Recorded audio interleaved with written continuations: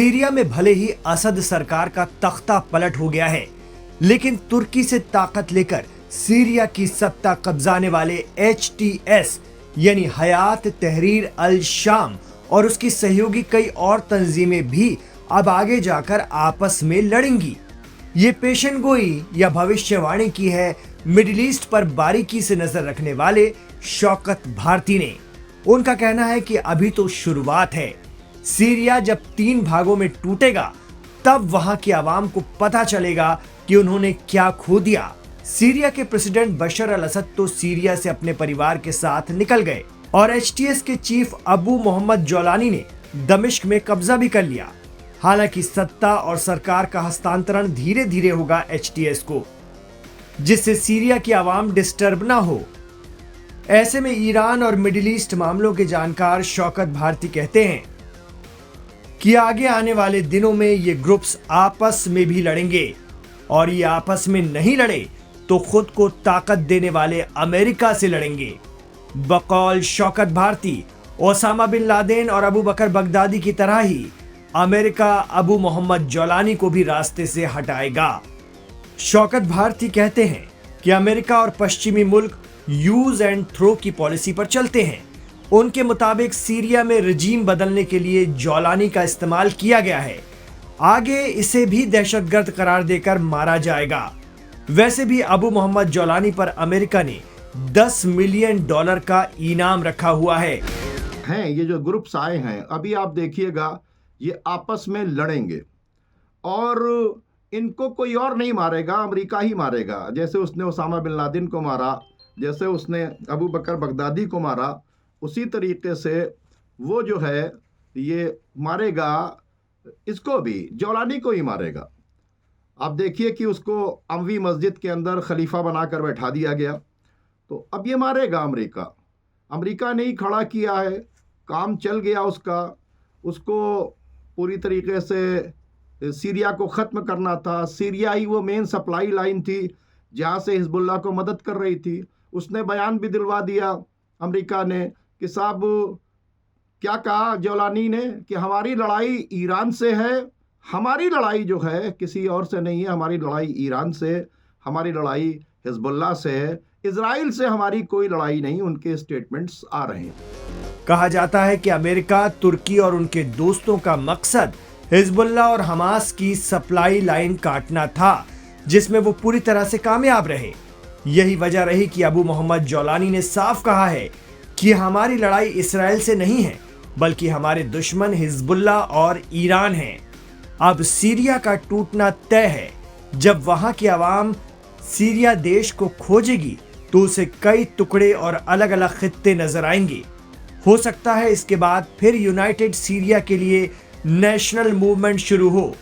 तब इराक में पनाह लिए सीरियन फौजी और दीगर लीडरान एक नई मुहिम का आगाज करेंगे। लेकिन तुर्की की साजिश का खामियाजा फिलहाल सीरिया को यूं ही भुगतना पड़ेगा। ये आपस में आगे चल के लड़ेंगे, तो जब लड़ेंगे हालात खराब होंगे तो उन सीरियंस को पता चलेगा कि वो सीरिया जो है वो तो टुकड़ों के अंदर बांट दिया गया।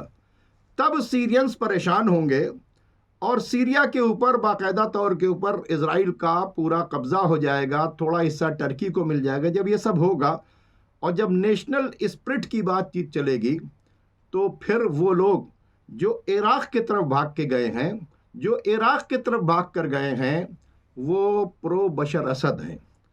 तो फिर कल जब सीरिया को सीरियंस वापस लेने की बातचीत करेंगे तो फिर बशर असद अगर रह गए तो बशर असद और वो लोग सीधे आएंगे और इराक की तरफ से वापस आएंगे और सीरिया को फिर से इजराइलीज़ के और अमेरिका के पंजे से आज़ाद कराएंगे।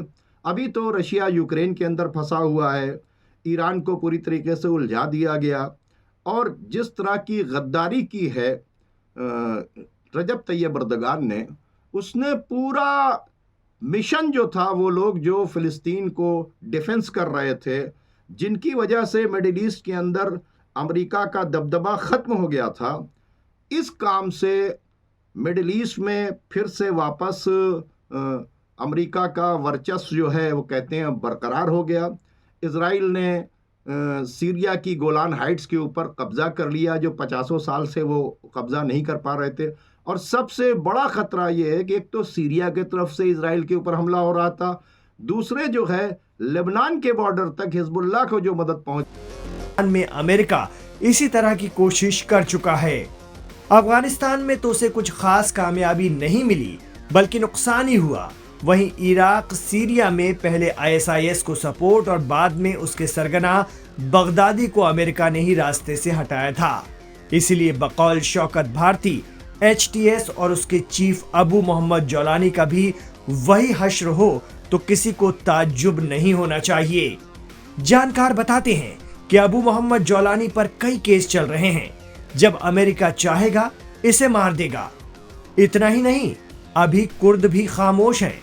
अलग कुर्दिस्तान के मूवमेंट को तुर्की कुचलता है और असद ने कुर्दों को समझा कर रखा हुआ था, लेकिन अब हालात जुदा हैं। तुर्की के सपोर्ट से आगे बढ़ रहा HTS अलग कुर्दिस्तान की मांग को उठने से रोकने के लिए हर तरह के जतन करेगा, हर हरबा अपनाएगा।